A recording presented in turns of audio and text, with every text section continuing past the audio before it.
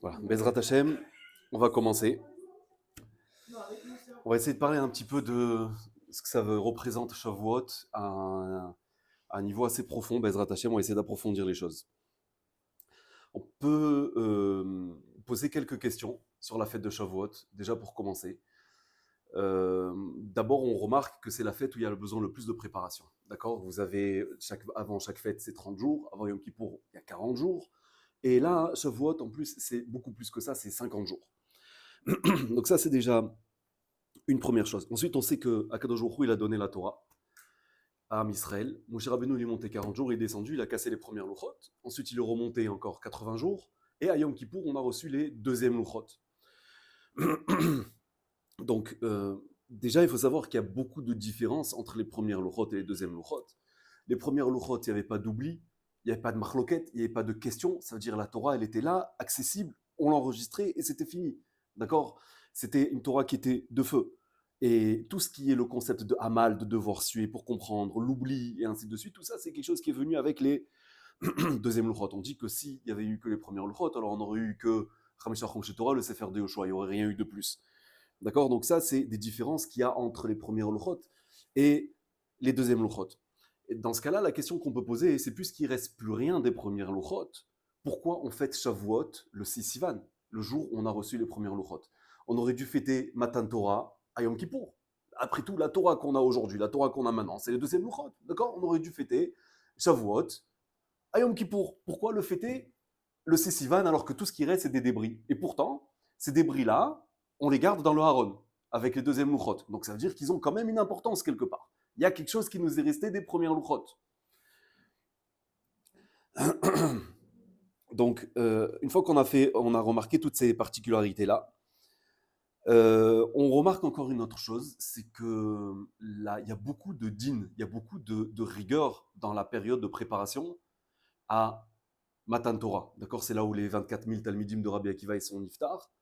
On passe cette période-là dans le deuil. Normalement, un khatan, les louchot, ça symbolise le kécher qu'il y a entre Akadosh Baruch Hu et Israël. C'est la ktuva, d'accord. Et un khatan, il est content, il anticipe, il attend Matan Torah.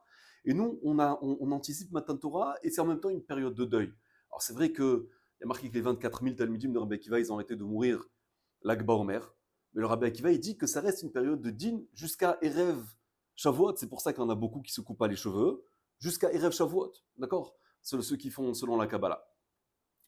Donc il faut comprendre pourquoi cette période-là, elle se passe en tant que période de deuil. Est-ce que peut-être c'est juste une coïncidence que les 24 000 Talmidim sont morts à ce moment-là? Ou est-ce qu'il y a quelque chose de plus profond qu'il faut que Dafkas ait eu lieu à cette période-là de la préparation au don de la Torah?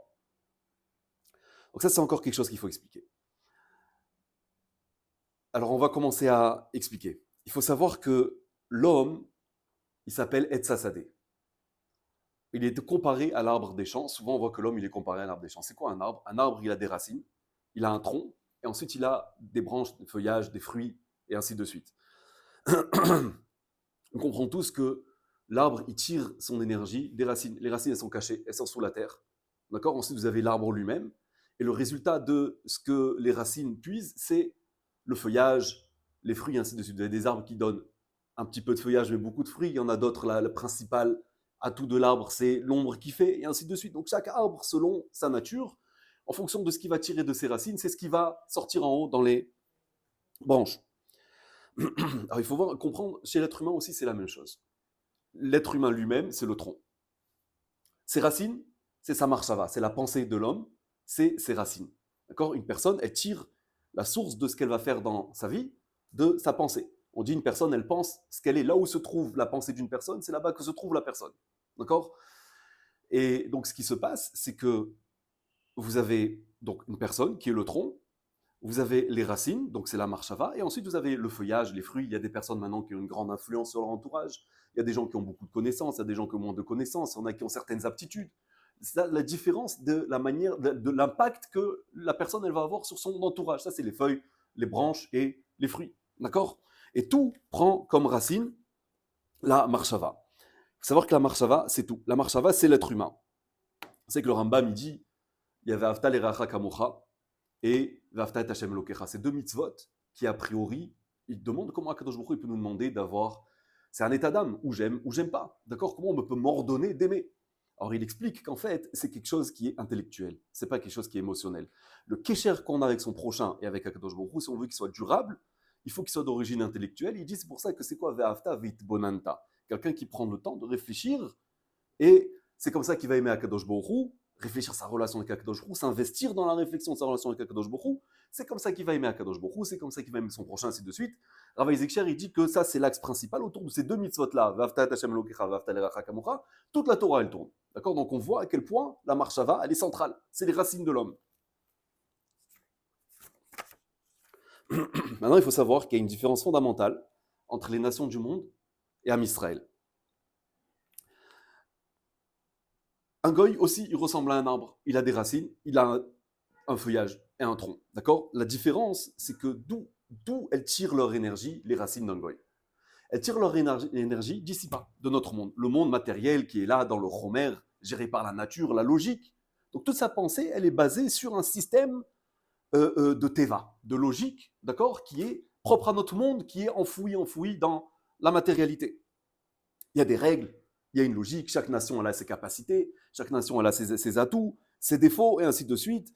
Et donc chacun, il influence selon les capacités qu'il a acquises, selon les règles établies dans le monde dans lequel on vit. D'accord? Ça, c'est le goy. Il faut savoir que lorsque les Israéliens sont arrivés à Arsinaï, il y a eu un changement qui était fondamental dans leur capacité de se connecter et d'agir dans notre monde. Qu'est-ce qui s'est passé ce jour-là? Un changement tellement fondamental qu'il a affecté tout le futur d'Am Israël. Et c'est quoi cette chose-là? C'est quoi ce qui s'est passé le Vav Sivan, le 6 Sivan? Si c'est l'Imut Torah, les mitzvot, et ainsi de suite, tout ça on l'a reçu à Yom Kippour. D'accord? Et donc il y a quelque chose de beaucoup plus profond que ça encore. Avant d'arriver au Shulchan Aruch, il y a quelque chose encore qu'on a reçu au premier Matan Torah et qui est l'essence même du juif. Et là, c'est pour ça qu'on va comprendre pourquoi 50 jours de préparation, pourquoi 20 Talmidim, 24 000 Talmidim, et ainsi de suite. Alors ça, il y a ça c'est le Shulchan Aruch, on a des règles, on est chayav, on est obligé de suivre ces règles, c'est la halacha. Et ainsi de suite. Aujourd'hui, suivre la halacha, c'est quelque chose qui est facile. Un petit WhatsApp à droite, un autre rabbin, 24 heures sur 24, on peut avoir accès. Google, ce que vous voulez, Rav Google, d'accord, ce que vous voulez, on peut avoir accès à n'importe quelle halacha, n'importe quel moment. Suivre la halacha, au Baruch Hashem, aujourd'hui, c'est quelque chose qui est beaucoup plus accessible. Mais ce n'est pas encore suffisant pour que ça s'appelle vivre selon la Torah. D'accord? Et ce qu'on va dire, c'est la racine de tout. Et c'est pour ça que l'Yetzirah, il se bat avec nous. Il ne nous laisse pas tranquilles sur cette chose-là. Alors, c'est des choses qui sont très dures à entendre. Même moi, j'ai creusé pendant longtemps ce sujet-là. C'est des choses, c'est contre la logique. On se rebelle contre ce concept-là, mais il est tellement profond qu'il a la capacité de changer la vie d'une personne. De quoi on parle? Il faut savoir qu'une des sources qu'on cite pour ce cours-là, il s'appelle le Hamoud Hashiv'a. C'est un sefer qui a été écrit il y a plus de 400 ans. Et il explique, il dit L'okol adam yeshlo zchut lishmoa et ze. Il a dit c'est pas n'importe qui, c'est pas tout le monde qui a le mérite d'entendre ces choses-là. Aujourd'hui, Gdolé Israël, ils ont dit qu'on doit entendre ces choses-là. Il est temps qu'on les entende comme il faut. Mais au moins, même si c'est difficile d'accès, au moins on saura à quoi on doit déverser notre cœur, sur quoi on doit prier le jour de Shavuot. D'accord? Il faut savoir que les 24 000 Talmidim qui ont apparu dans l'histoire en tant qu'élèves de Rabbi Akiva, ce n'était pas la première fois qu'ils apparaissaient dans l'histoire. Avant ça, ils ont déjà apparu une fois dans l'histoire en tant que les 24 000 morts qui sont niftar dans la Magefa, et les 24 000 membres du Shevet de Shimon qui sont morts dans la Magefa lors de l'histoire avec Zimri ben Salou, Pinchas, les Moavim, ainsi de suite. Et avant ça, il faut savoir que ces 24 000-là, ils ont encore apparu encore une fois dans l'histoire en tant que les membres de la ville de Shrem ben Hamor. D'accord? On sait que Yaakov Avinu, Dina, ils ont pris Dina, Shimon et Lévi se sont vengés, ils ont tué 24 000. Donc ça, c'était la première fois qu'ils apparaissaient dans l'histoire.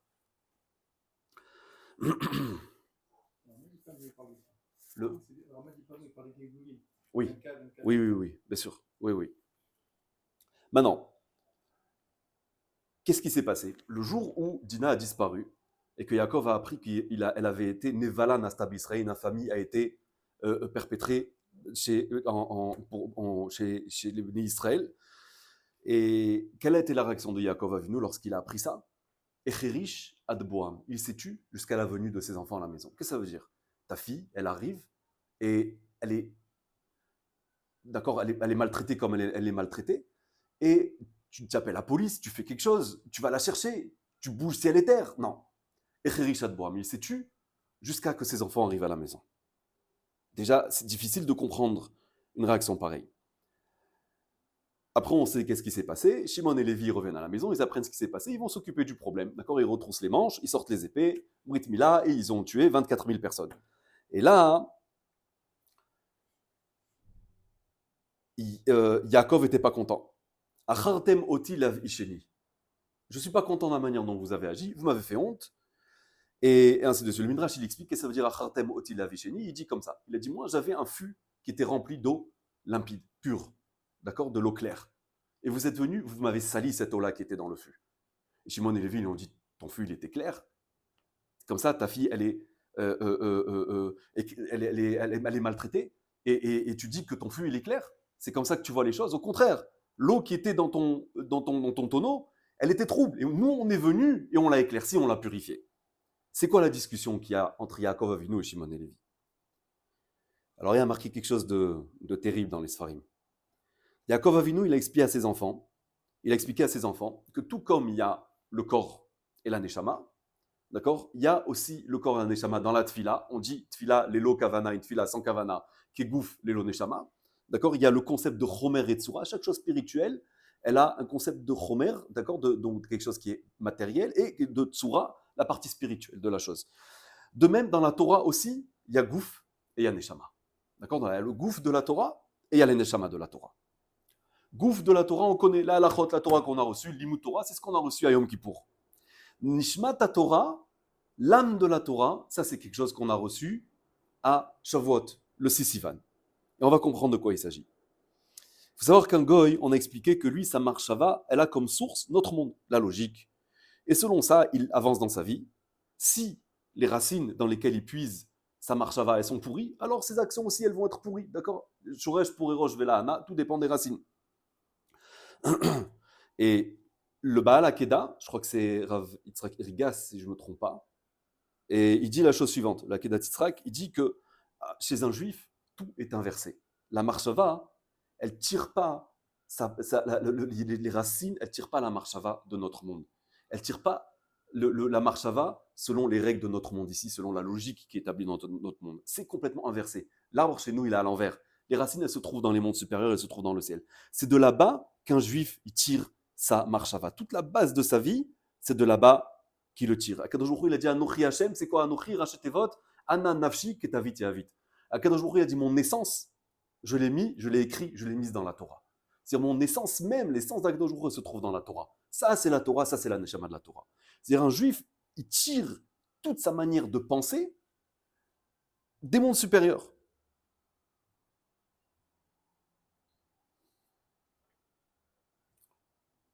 Alors, c'est sûr qu'on a l'obligation de gérer notre vie selon la halacha, selon les règles qui ont été établies dans le gouffre de la Torah.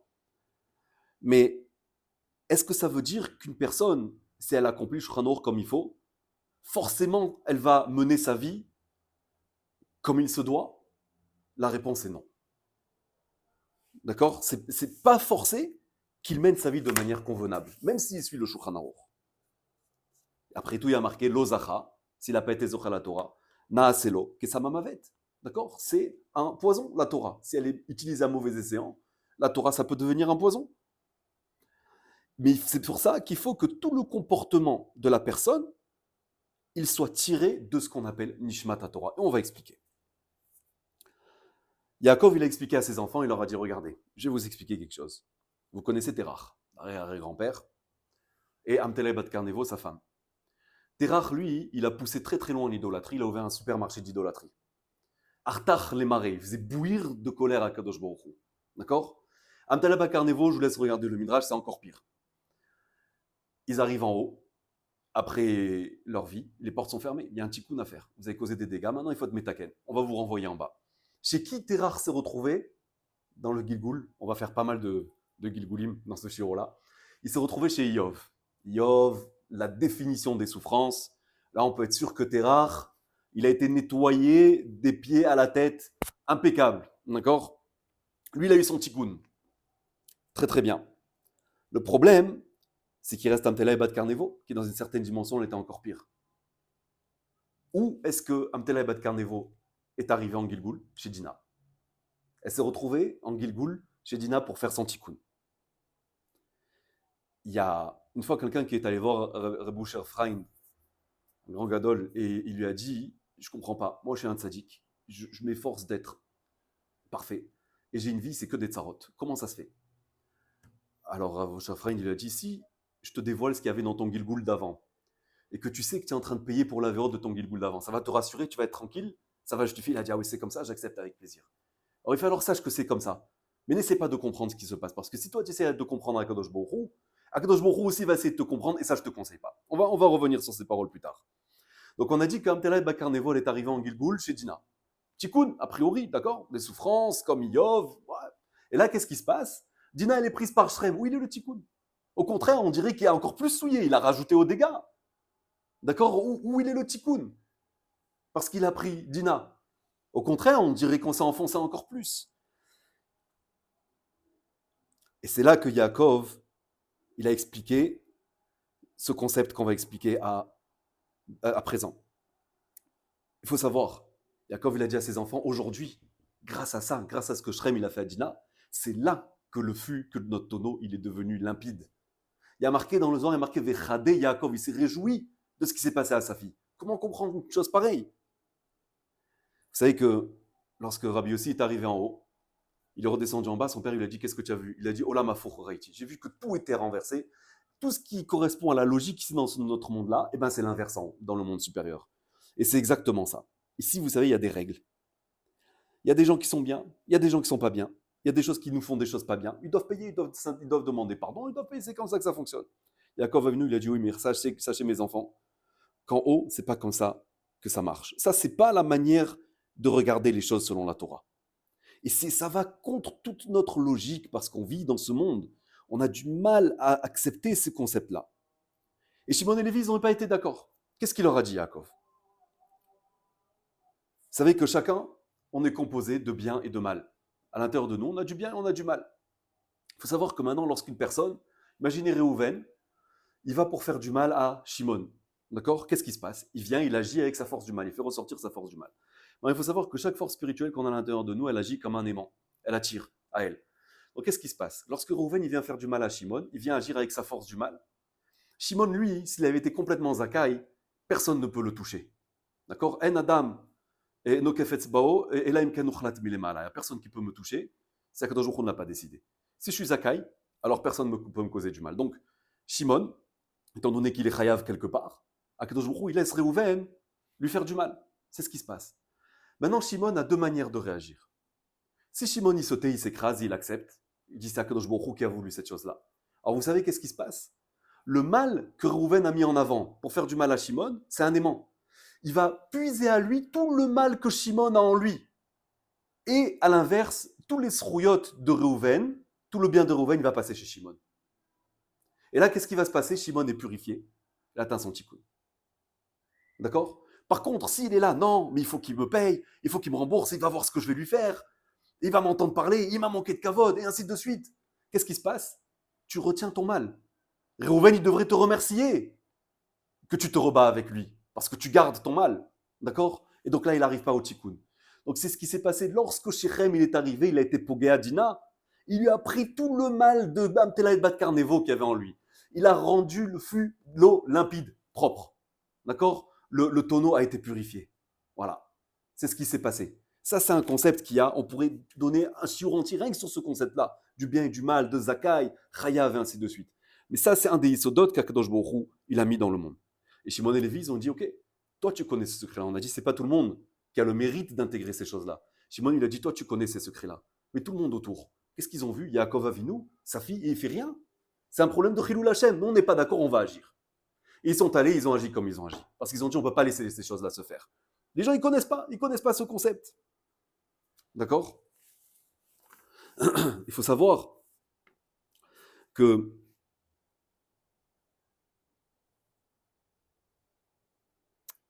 ce concept-là, j'aimerais m'attarder un petit moment sur ce concept-là de prendre le mal d'une personne, de se taire lorsqu'on nous fait du mal et ainsi de suite. C'est un concept qui est très très difficile à accepter.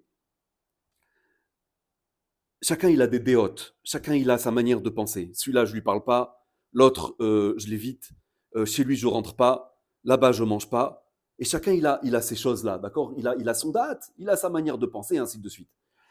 Et donc lorsqu'une personne, quelqu'un me fait mal et je dis j'ai mal et je m'attache à ce mal-là, et ça veut dire je garde cette force du mal chez moi. Je ne suis pas d'accord de le libérer. Je suis macpide sur lui. Je garde la guilla qu'il m'a fait, je la garde en moi. Je conserve mon mal. D'accord. Si une personne, elle était consciente que lorsque quelqu'un lui manque de kavod, il lui fait honte, ou il lui fait une crasse, ou il lui prend de l'argent, et ça fait mal, c'est vrai, ça fait mal.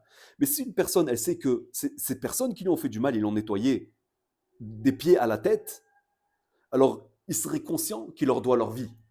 Parce que ces personnes-là, elles l'ont emmené à son tikkun. Toute la vie, on est là et on est bousculé par l'un, et abîmé par l'autre, et blessé par l'autre, et ainsi de suite. Toute notre vie, c'est ça. La personne, elle doit être consciente qu'à chaque fois, on enlève la zohama, on lui rend la pureté. D'accord. Nous, on est sûr qu'on arrive après 120 ans, et on regarde mitzvot, averot, point à la ligne. Non, Akadosh Baruch Hu, il regarde combien on s'est purifié. Akadosh Baruch Hu regarde ce que la personne, elle arrive là-haut, propre ou pas. Est-ce que la personne, elle s'est pris des douches de honte, des douches de se faire écraser, et ainsi de suite. Sache que plus on t'a blessé, plus on t'a nettoyé. Ravari Levin, quand on le faisait honte dans la rue, il rentrait chez lui en dansant. Il dit, j'ai eu le mérite qu'aujourd'hui il me fasse honte, quelqu'un aujourd'hui dans la rue. Il a dit, j'ai du mal, tout le monde me respecte, tout le monde me connaît. Alors qu'à quelqu'un qui ne le connaissait pas et qui lui faisait honte, il était content, il était heureux. Il a dit, ah, enfin, quelqu'un qui m'a nettoyé. Et ça, cette chose-là, c'est ce que Yaakov, il a expliqué à ses enfants. Est-ce qu'on peut, d'après la logique de notre monde, concevoir un tel système? C'est contraire à tout ce qu'on vit, d'accord. On le sait, Kolmash, David Rahmana, l'état va vide, et ainsi de suite, mais de le vivre, c'est quelque chose d'autre. Et on progresse un peu dans ce sujet-là. Et on croit s'être débarrassé de certaines néguillottes et pguillottes, et après, ça nous arrive d'un autre côté. On se rend compte encore qu'on souffre, et ainsi de suite. L'Itzerara, il ne veut pas nous laisser tranquilles, parce que c'est ça le Shuresh. C'est ça la Neshama de la Torah. De là-bas, on tire notre marshava. Quand on tire de là, ce genre de marshava, alors toute notre vie, elle change. C'est ce qui s'appelle vivre selon Nishmat Torah.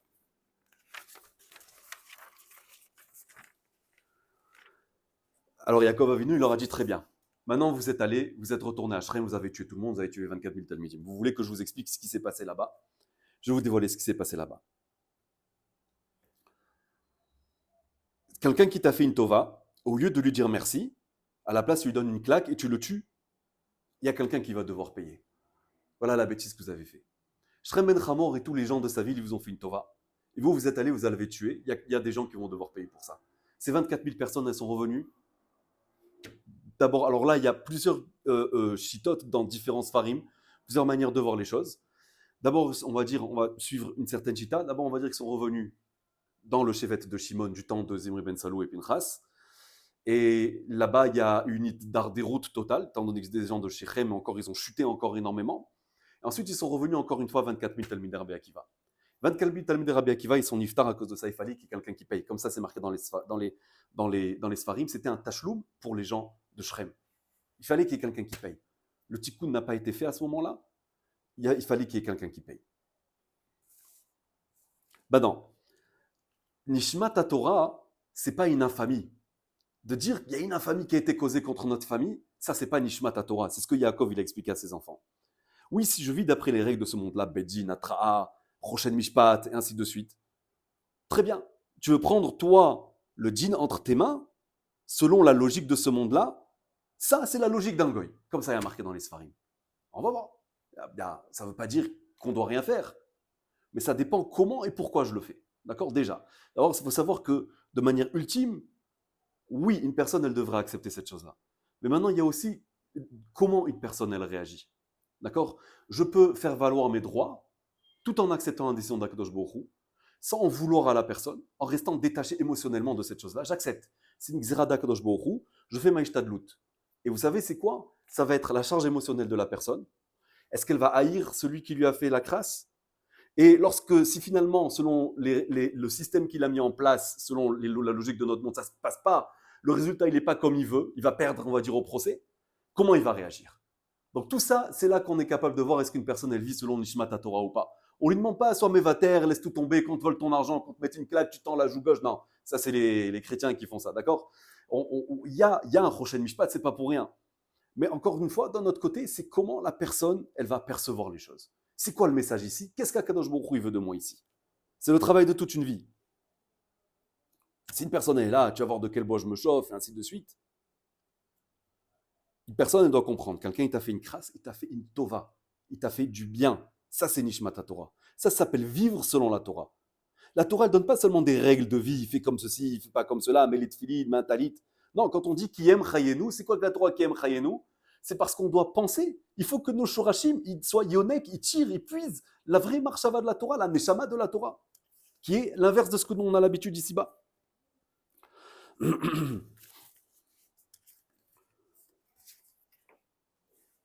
Et on continue. Ça ne s'arrête pas là. Moshe Rabbeinu, il arrive, il a vu ce qui s'est passé avec Rabbi Akiva, qu'on l'a déchiré sa peau avec des brosses en fer. Et il a dit Zotora vezosrara. On connaît tous ce passage-là, d'accord? Est-ce que c'est ça la Torah et le mérite qu'on reçoit pour la Torah? Et là, qu'est-ce qu'Akadosh Baruch Hu il a dit Shtok, kachala bemarshava. C'est comme ça que j'ai décidé, que j'ai pensé faire. Il faut savoir une chose, Rabbi Akiva, hein, il avait un nitzotz de Shrem ben Hamor en lui. Il avait une étincelle de sa neshama de Shrem ben Hamor. C'était pas un gilgoul, c'était un gilgoul de Yaakov Avinu, Rabbi Akiva. Mais il avait un nitzotz de Shrem ben Hamor. Midei Abir Yaakov, c'est Yaakov Avinu. C'est Rabbi Akiva, pardon. C'est les mêmes lettres que Rabbi Akiva. Ça aussi, il y a marqué dans les Sfarim que c'est un tachloum. On a déchiré la peau de Rabbi Akiva en tant que paiement. Il y a un prix à payer à cause de justement de ce qui s'est passé, d'étincelles de Shrem ben Hamor et le fait que c'était un gilgoul de Rabbi de Yaakov Avinu. Lorsque Shrem, ils ont dit aux enfants de Yaakov, venez, on signe un accord, ils ont dit Va'aretz Rechavat Yadaim. Rechavat Yadaim, c'est Rachetevot Rabbi Hanania ben Teradion. Il y avait cet neshama extraordinaire qui se trouvait là-bas à Shrem. Il y avait un nitzotz, le nitzotz de la neshama de Rabbi Hanania ben Teradion qui se trouvait là-bas. Lui aussi, il a loupé son tikkun parce qu'il a été tué. D'accord? Alors, donc, après, ça revient plus tard dans l'histoire. C'est pour ça que c'était un des Sarah Roge Malchut Gamken.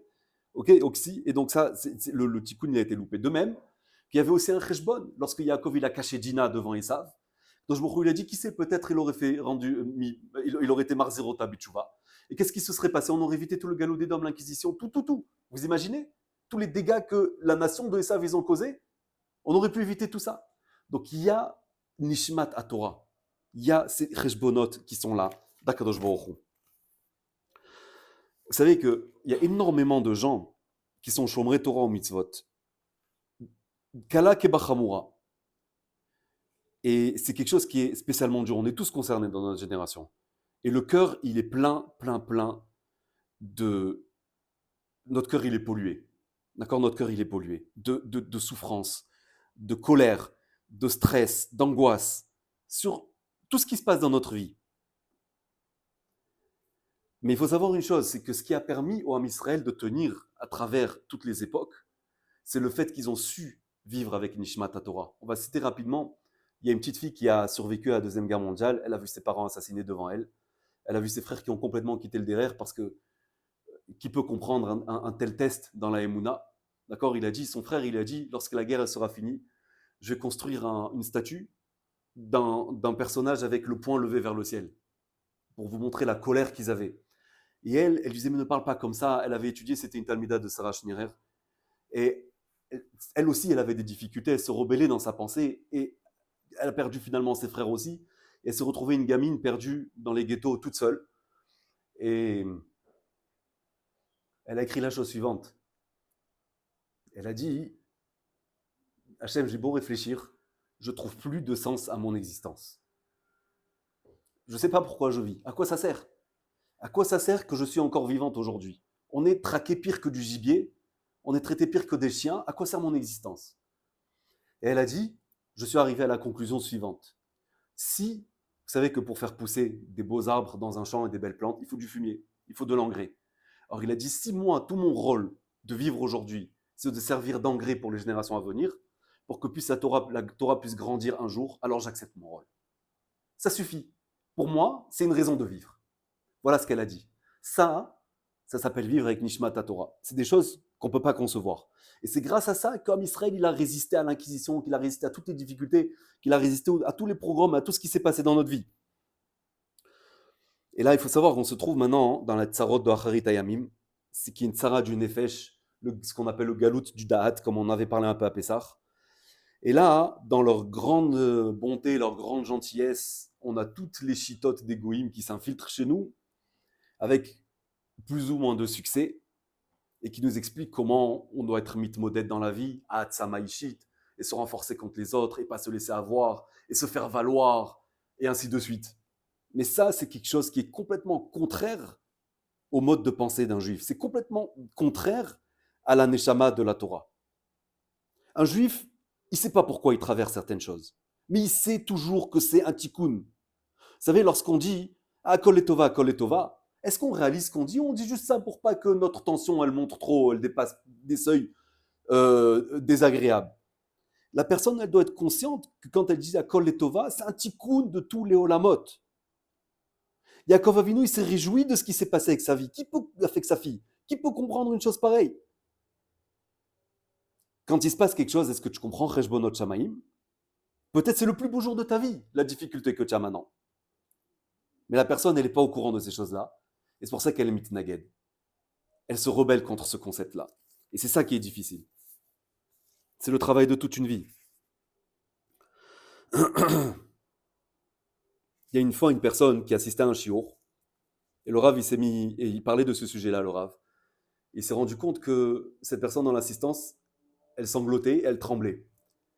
Et après, elle a appris que cette personne-là, elle a eu la maladie de manière très, très invasive, et elle a réussi à guérir après plusieurs années, mais elle a perdu tout son statut, elle a perdu son travail, c'était une ombre d'elle-même.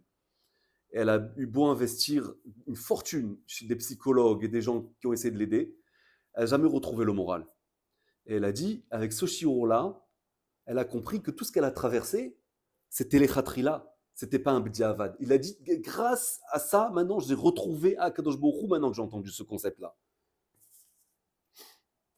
Il a dit, ça m'a mis en ordre toute ma marshava, alors que j'ai investi des dizaines de milliers de shkalim qui m'ont servi à rien. Il a dit, ça a donné un sens à tout ce que j'ai traversé. Je suis content d'avoir traversé ça, je veux traverser ces choses-là. Et il a dit, je comprends maintenant pourquoi j'ai traversé, et je trouve Akadosh Baruch Hu à travers cette chose-là. Et il était en train de trembler, de pleurer lorsqu'il racontait cette chose-là. Quand vous savez que Raphaïm Zaïti qui dit, il a marqué alcool à la mot à Evoucha, il a dit, à travers toutes les choses qui sont cachées dans notre monde, qu'on ne comprend pas, c'est comme ça qu'on peut comprendre qu'Akadosh Baruch Hu, il nous aime. Akadosh Baruch Hu, il a ses cheshbonot et les choses, elles sont complètement inversées. Le Rosh Shiva de Tels aussi, il dit la même chose. Il a dit, une personne qui comprend pourquoi les Issourim viennent, c'est déjà plus Bediavad, c'est quelque chose qui vient de l'Echatrila. Une personne, elle peut se réjouir de ça. Alors maintenant, on va retourner à Matan Torah. Qu'est-ce qui s'est passé? Comment on a reçu Nishmat Torah, le Sissivan? Vous savez que il y a marqué, premier Dibour, les Israéliens sont morts, se sont envolés 12 000, ils ont été éjectés, et ainsi de suite, deuxième Dibour. Enfin, ils ont dit à Moshe, nous, tu vas nous dire la suite. Qu'est-ce qui s'est passé? Pourquoi il y a besoin de passer par tout ce talir? Vous savez que Ra'ata Shifra Alayam, Mashlora, Yecheskel Ben Bouzi. D'accord? On dit que même une Shifra, elle a vu à Kadosh Borou, Zekelivan Viu. Zé, c'est quelque chose qu'on peut pointer du doigt. Même les enfants, ils ont dit Zekelivan Viu. Ils ne sont pas morts. D'accord? Ils ont vu à Kadosh Borou, ils ne sont pas morts. Pourquoi Matan Torah, ils sont oui morts? Alors, il faut comprendre que au moment de Kriyat Yamsouf, les Béné Israël, ils ont vu Akadosh Baruch Hu. Au moment de Matan Torah, ils se sont vus eux par rapport à Akadosh Baruch Hu. Qu'est-ce que ça veut dire?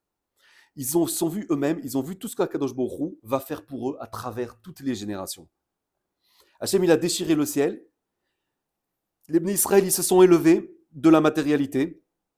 Ils ont vu c'est quoi Nishmat Torah. Ils ont vu à quoi allait ressembler leur vie à travers toutes les générations. Et tout ce qu'ils allaient traverser, à travers toutes les époques, à ce moment-là, ils l'ont vu, à ce moment de Matan Torah. Ils ont vu à quel point tout est calculé, À quel point chaque chose a un sens et comment Akadosh Baruch Hu, il s'occupe d'eux. Et comment il a organisé chaque chose. Et à cause de l'immense dvékout qu'ils ont ressenti à ce moment-là, ils ne sont pas morts. Ils ont été dégoûtés de la vie matérielle. Ils se sont complètement détachés de ce qui est matériel. Ils sont montés automatiquement en haut, tout seuls. Ce monde, tout d'un coup, il leur a apparu dans sa vérité, dans son vide, dans le néant total qu'il est ce monde-là. C'est ça qu'ils ont vu à ce moment-là. Ils ont dit, on ne veut plus vivre. C'est fini. On a compris. On a compris. Le problème, c'est qu'à ce moment-là, ils ont perdu la Bechira. Et donc, Ratson Hashem. Parce qu'Akadosh Baruch Hu, il dit, Inen natati lecha lefanecha et achayim et amavet, ou bacharta bachayim. Tu vas choisir la vie. À ce moment-là, ils ont perdu la Bechira. Hashem, il a dit, regardez, vous avez compris. Mais la chose, c'est pas de savoir. C'est d'être ma'amin. Tout le point, c'est d'être ma'amin. C'est pas de savoir. C'est de vivre dans le rocher de ce monde-là et de travailler sa émouna, de savoir que tout ce qu'on traverse, il y a Nishmat Torah, il y a un sens. C'est ça, vivre Nishmat Torah.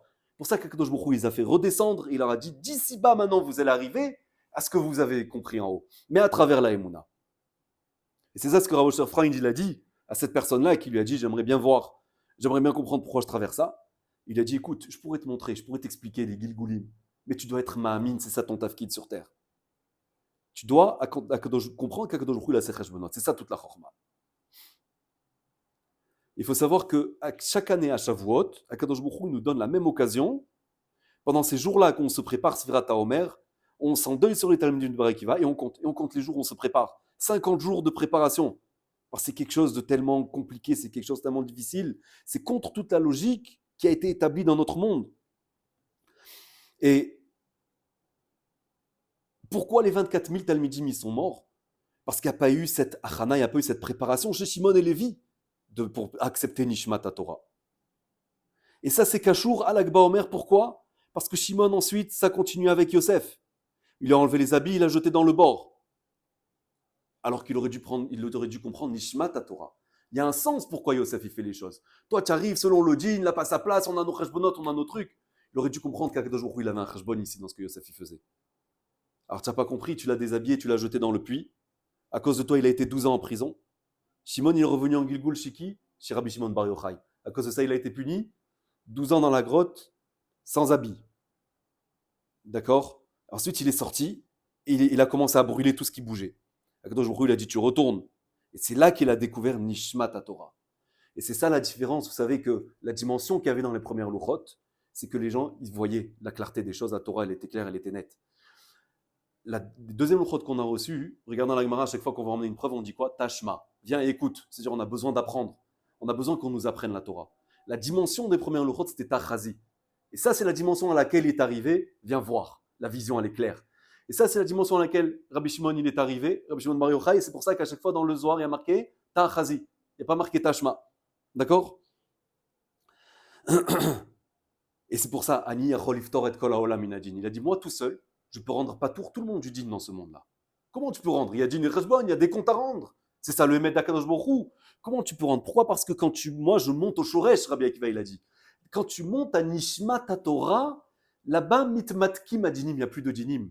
Quand tu comprends, tu fais pas de calcul, tu dis Hachem, il y a un cheshbon, je suis content. Là-haut, il n'y a déjà plus de dinim. Tous les dinim, ils sont annulés. Et c'est ça ce qu'il dit. Le Rav Rosh Yeshiva de Telz, il dit quelqu'un qui comprend pourquoi Akadosh Baruch Hu, il envoie des souffrances. Les souffrances, bitzou et tafkidam, elles ont accompli leur but et elles partent comme elles sont venues chez la personne. Donc si une personne, elle est capable de se réjouir d'une crasse qui lui arrive, profondément, Hachem lui enlève la crasse. Ça y est, elle a accompli son but. C'est ça, Nishmat Torah. Vous voyez comment chaque chose se rattache l'une à l'autre. Et c'est ce qui s'est passé.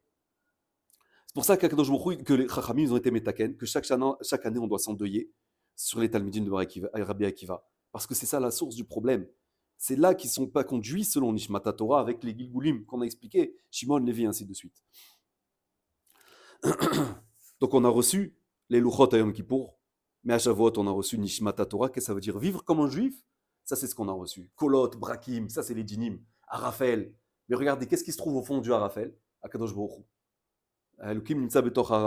C'est là-bas qu'Akadosh Baruch Hu il se trouve, et c'est là-bas qu'on trouve Nishmat Torah. C'est là-bas que se trouve le Emet.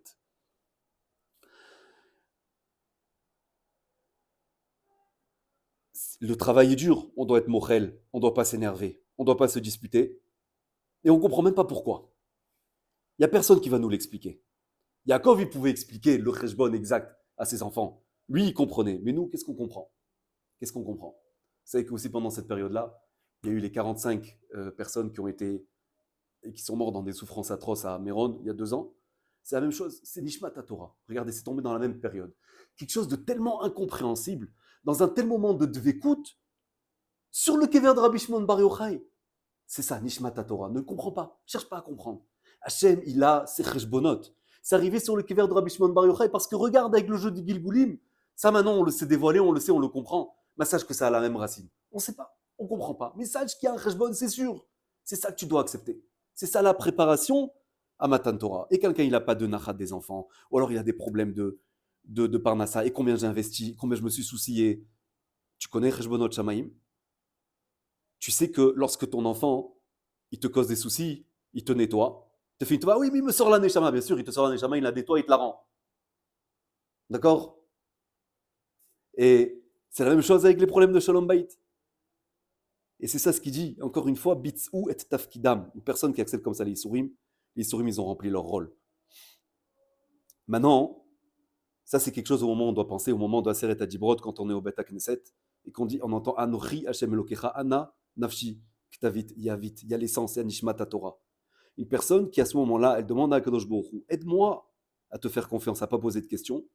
Il peut sentir une élévation qui peut transformer toute sa vie à ce moment-là. Parce qu'il est Moser et Atzmo à Kadosh Baruch Hu. Et là, Kadosh Baruch Hu, il envoie une lumière extraordinaire sur sa Neshama. Il faut savoir une chose, on va terminer avec ça, que si une personne, elle travaille sur ce concept de Nishmat Torah, même le Goufa Torah, il prend une autre dimension. Le Goufa Torah, il va changer. Lorsqu'une personne va faire des mitzvot, vous savez, il y en a, ils sont là. Ah, mitzvatan chez Meloumada, on fait la tfila, et le cher Tzibour, il prend un peu trop de temps, même on le grouille un petit peu. Ah, papa, on a fait un minute de filit, c'est bon. C'est le danger de tout, c'est répétitif. C'est tellement des mitzvot qui sont tellement répétitifs, on tombe. On tombe là-dedans. Mitzvatan chez Meloumada, c'est le plus gros danger. Rav Desser, il dit c'est le plus gros danger qui existe dans la Vodat Hashem. Et vous remarquerez une chose, c'est que les gens qui vivent selon Nishmat Torah, qui sont là toujours en train de prendre les choses, les tzadikim, les gdolim et tout ça, vous verrez aussi qu'ils ont une chayut, ils ont une vie dans leur Torah qui est quelque chose d'extraordinaire. Parce que l'un affecte l'autre. Quelqu'un qui vit selon Nishmat Torah, toute sa pratique des mitzvot, elle a une autre dimension. Lorsqu'il prend le loulav, lorsqu'il fait sa tfila, chaque chose, il la vit, il la savoure, c'est déjà quelque chose d'autre. D'accord? Il y a déjà sa neshama qui se réveille dedans. Parce que sa neshama, là, elle est réveillée, elle participe. Si on ne vit pas selon Nishmat Torah, c'est comme si la neshama, quelque part, elle était éteinte. Alors tes mitzvot aussi, elles n'ont pas de neshama à l'intérieur, elles n'ont pas de vie, elles n'ont pas d'essence à l'intérieur d'elles-mêmes. Mais quelqu'un qui vit selon Nishmat Torah, alors ça prend une autre tête. Pareil, on dit, les Talmudim Noraï qui va, qu'est-ce qu'on leur a reproché? Shelo Naagu Kavod Zebazé, à leur niveau.